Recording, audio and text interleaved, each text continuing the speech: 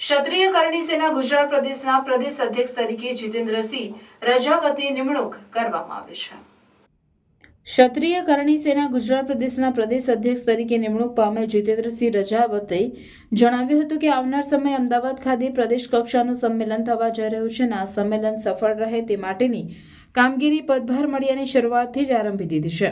પ્રદેશભરમાં કરણી સેનાની પ્રગતિ સંગઠનના તમામ સભ્યોના હુંકાર સાથે तन मन धन थी कामगिरी કરવામાં આવશે.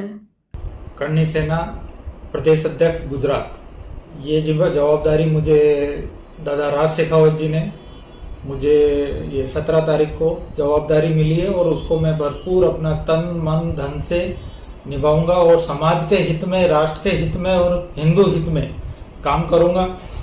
और दादा ने जो भी जवाबदारी देंगे और आगामी 22 दिसंबर को हमारा क्षत्रिय महासम्मेलन होने जा रहा है अहमदाबाद, तो उसकी तैयारियों को लेकर अभी हम लोग गांव जिले वाइज हम आमंत्रण यात्रा पर निकले हुए हैं. दादा और हम सब हमारी टीम और पूरा सहयोग है और पूरा तन मन धन से हम इसको आगे बढ़ाएंगे. करणी सेना को, संगठन को और मजबूती प्रदान करेंगे ताकि दादा आगे काम कर सके.